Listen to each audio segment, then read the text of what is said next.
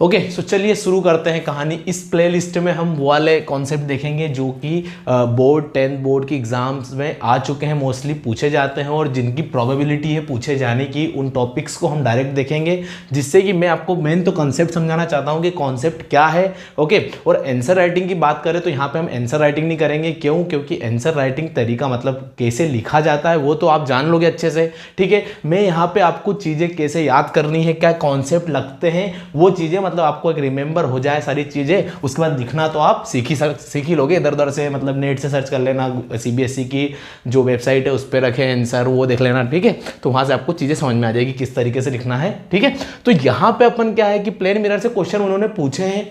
ठीक है, पीछे पूछे हैं और ज़्यादा ईयर्स में तो आए नहीं है इसके प्लेन मिरर के क्वेश्चन। बाकी नहीं आए हैं तो प्रोबेबिलिटी ज़्यादा हो जाती है कि हो सकता है आगे आ जाए। ओके, इसलिए प्लेन मिरर को देख लेते हैं एक बार। क्या है, छोटे छोटे से वीडियो बनेंगे, कोई दिक्कत नहीं है, फटाफट आपके कॉन्सेप्ट बन जाएंगे। प्लेन मिरर के बारे में बात करते हैं। तो प्लेन मिरर तो आपको पता है कि होता क्या है। ठीक है, एक ग्लास रहता है। ठीक है, ग्लास के पीछे हम एक रिफ्लेक्टिंग सरफेस, जैसे हमने यहाँ पे लेते हैं एल्यूमिनियम फॉइल, कोई सी फॉइल ले लो जो बहुत अच्छा रिफ्लेक्शन दे। ओके, तो उसको लगा देते हैं, तो वैसे ही उसको और पीछे कोट कर देते हैं, कोटेट कर देते हैं उसको। ओके, तो यहाँ से क्या हो जाता है, हमारा मिरर कंप्लीट हो जाता है। और ये जो है मिरर है, ये पीछे ऑब्लिक लाइंस जो दिख रही है ये बैक साइड को शो करती है मिरर के, और जो जिधर ऑब्लिक लाइंस नहीं है ये फ्रंट साइड को शो करती है। ठीक है, ये फ्रंट साइड हो गई, ये बैक साइड हो गई। ये आपको क्लियर हो गया होगा और ये आपने पढ़ा भी होगा। ओके, सो ये लाइट रे आई और ये लाइट रे गई। ठीक है, तो सर ये फिर डॉट डॉट लाइन क्या है? जब लाइट रे तो ये है, तो डॉट डॉट लाइन क्या है? ठीक है, तो डॉट डॉट लाइन जो है वो एक इमेजिनरी लाइन है जिसको, ठीक है, इमेजिनरी लाइन जो कि परपेंडिकुलर है किसके, इस हमारे मिरर के। ठीक है, मिरर के परपेंडिकुलर है, तो परपेंडिकुलर लाइन को एक और नाम दिया जाता है, उसको बोलते हैं हम नॉर्मल। किसी भी एंगल से अगर परपेंडिकुलर हो रही है कोई लाइन तो उसको हम नॉर्मल भी बोलते हैं। तो ये मिरर के नॉर्मल है एक लाइन जिसको हम नाम दे देते हैं एन एंड एस। ओके, तो ये हुई नॉर्मल एक इमेजिनरी लाइन है। तो इसको क्यों दी? क्योंकि जो पॉइंट जहां पर रिफ्लेक्शन होगी, कोई भी लाइट रे आएगी, जिस पॉइंट पे रिफ्लेक्शन होगी उस पॉइंट पर ये नॉर्मल बनती है। ये बात ध्यान रखना, पॉइंट ऑफ रिफ्लेक्शन बोल सकते हैं या फिर पॉइंट ऑफ इंसिडेंट, मतलब जिस पॉइंट पर इंसिडेंट हुई है लाइट रे वो, या फिर जिस पॉइंट से रिफ्लेक्शन हुई है लाइट रे वो पॉइंट पर से जाती है हमारी नॉर्मल। और नॉर्मल क्या होती है? मिरर के परपेंडिकुलर होती है, मिरर के परपेंडिकुलर होती है। ये बात आपको समझ में आ रही होगी। ये देखो, ये हमारा मिरर, ये लाइन, ये नॉर्मल, और ये 90 डिग्री का एंगल बन रहा है यहाँ पे। ठीक है, तो इस तरीके से को समझना है। ये कौन सी रे होती है? अच्छे से पता होगा आपको शायद, इंसिडेंट रे। ओके, ये हो गई आपकी रिफ्लेक्टेड रे। ओके, ये हुई आपकी नॉर्मल। ओके, और ये आपका हुआ मिरर। क्या हुआ आपका? मिरर। ये बैक साइड हो गई। ठीक है, ये बैक साइड, ये फ्रंट साइड, ये आप कर लोगे नॉर्मल। छोटी सी बात है, ये कोई दिक्कत नहीं है। अब नॉर्मल खींचने का कारण अब जानते हैं अपन क्या हुआ होगा कि जब भी इंसिडेंट एंगल की बात करें कि भैया कोई लाइट रे जो आ रही है वो कितने एंगल से इंसिडेंट हो रही है और कितने एंगल से रिफ्लेक्ट होके जा रही है, क्योंकि कुछ ना कुछ एंगल जरूर बन रहा है। तो ये जो एंगल होता है इसको बोलते हैं इंसिडेंट एंगल, क्योंकि इंसिडेंट रे का एंगल है तो इंसिडेंट एंगल। और इस एंगल को बोलते हैं रिफ्लेक्टेड एंगल। ठीक है, क्योंकि वो रिफ्लेक्टेड रे का एंगल है तो इसको स्मॉल r से डिनोट करते हैं। ओके, तो इंसिडेंट रे जो नॉर्मल के साथ एंगल बनाएगी वो एंगल होगा एंगल ऑफ इंसिडेंट। और जो रिफ्लेक्टेड रे है वो रिफ्लेक्टेड रे नॉर्मल के साथ जो एंगल बनाएगी वो होता है रिफ्लेक्टेड एंगल। समझ में आ रही बात? इंसिडेंट एंगल और रिफ्लेक्टेड एंगल को ध्यान में रखना है किस तरीके से देखा जाता है। और इसमें दो लॉ चलते हैं। ठीक है, प्लेन मिरर के केस में कि जो इंसिडेंट रे है, जो रिफ्लेक्टेड रे है और नॉर्मल है, वो तीनों एक ही प्लेन पर लाई करना चाहिए। तीनों एक ही प्लेन पर लाई करना चाहिए, incident ray, reflected ray and the third one is normal. ये तीनों एक ही प्लेन पे लाई करेंगे। पहला लॉ है। और दूसरा लॉ क्या है हमारा कि जो एंगल ऑफ इंसिडेंट है एंड एंगल ऑफ रिफ्लेक्शन जो है वो दोनों इक्वल होते हैं। Angle of incidence is equals to angle of reflection. ये दो बातें बहुत अच्छे से ध्यान रखना है। जो मैंने बोला था कि incident ray, reflected ray and normal जो है एक ही प्लेन पे लाई करते हैं, तो ये क्वेश्चन आ चुका है।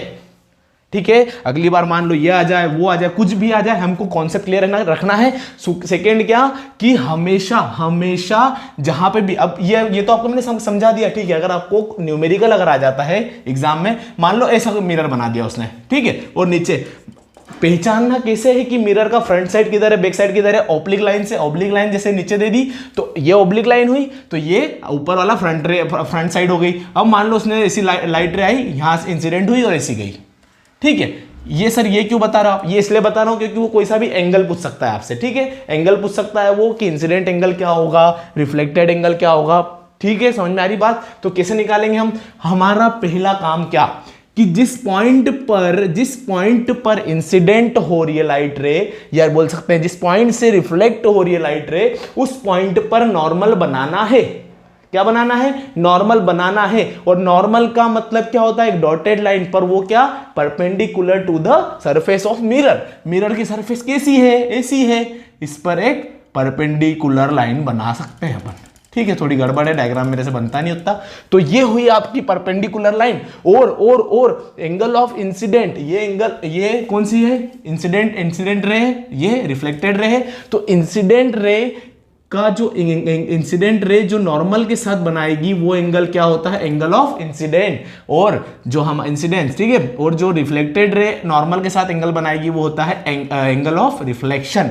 ये बात ध्यान में रखना, ठीक है। तो चाहे ऐसा बन जाए, चाहे मिरर ऐसा बन जाए, चाहे ऐसा बन जाए, हमको सिर्फ ध्यान रखना है कि जहां पर रिफ्लेक्शन हो रहा है, जहां पर लाइट रे इंसिडेंट हो रही है, वो पॉइंट एक ही पॉइंट है, ठीक है। इंसिडेंट रे आई इंसिडेंट रे और रिफ्लेक्ट हुई, मतलब पॉइंट वो एक ही है। तो उस पॉइंट पर हमको बनाना रहता है नॉर्मल, और नॉर्मल एक डॉटेड लाइन से शो करते हैं हम, और वो परपेंडिकुलर रहती है किसके, मिरर के, ठीक है। नॉर्मल पे चाहे क्वेश्चन आ जाए, चाहे देखो आप कितने क्वेश्चन आपके कवर हो रहे हैं, एंगल ऑफ इंसिडेंट पूछ ले, एंगल ऑफ रिफ्लेक्शन पूछ ले, कॉन्सेप्ट क्लियर होंगे। इंसिडेंट रे पूछ ले, इंसिडेंट और रिफ्लेक्टेड रे पूछ ले, 4 क्वेश्चन। मिरर के बारे में अगर पूछ ले आपसे, मिरर के बारे में क्या पूछेगा वो, नॉर्मल के बारे में पूछ ले आपको 5 क्वेश्चन, मतलब कहीं से क्वेश्चन आ जाए। कॉन्सेप्ट क्लियर होना चाहिए कि नॉर्मल के बारे में आप 4 चीजें लिख सकोगे। नॉर्मल यहां से पास होती है, नॉर्मल वो नॉर्मल उस पॉइंट से पास होती है जहां पे इंसिडेंट रे गिरती है, नॉर्मल उस पॉइंट से पास होती है जहां से रिफ्लेक्टेड रे निकलती है, ठीक है। मिरर से परपेंडिकुलर रहती है। ये सारी चीजें आप लिख सको, मतलब ये सारी चीजें आपको आना चाहिए, ठीक है। ये प्लेन मिरर के बारे में बात हुई।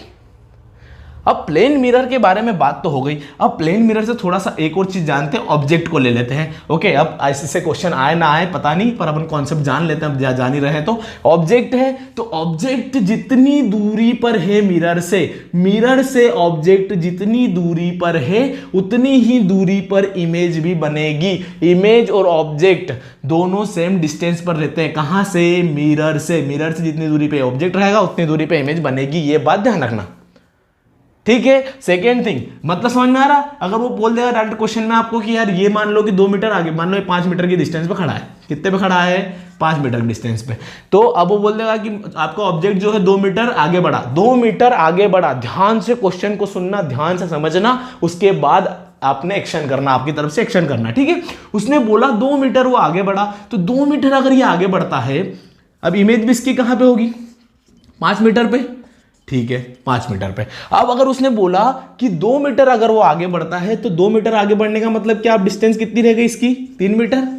समझ में आ रही बात। तो ये अगर ऑब्जेक्ट 2 मीटर आगे बढ़ा तो क्या इमेज भी 2 मीटर आगे बढ़ेगी, हाँ बढ़ेगी, ठीक है। तो 2 मीटर आपकी इमेज भी आगे बढ़ गई, तो अब इमेज की डिस्टेंस मिरर से कितनी हो गई, 3 मीटर। अब वो पूछ लेगा कि बताओ इमेज और ऑब्जेक्ट के बीच की डिस्टेंस कितनी है, तो क्लियरली दिखाई दे रहा है कि 3 मीटर है ऑब्जेक्ट यहां से, और यहां से फिर इमेज इधर 3 मीटर है, तो 3 और 3 6 मीटर की डिस्टेंस हो गई। किसके बीच में, ऑब्जेक्ट यहां पे आ गया तो इमेज भी तो यहां पे आ गई भैया। पहले 5-5 की डिस्टेंस पे खड़े थे, पहले यहां इमेज बन रही थी, 5-5 की डिस्टेंस पे खड़े थे, इसको डॉट से करते, ठीक है, डैश से। तो ये हो गई 5-5 की डिस्टेंस पे, 5 और 5 10 मीटर की दूरी पे खड़े थे पहले।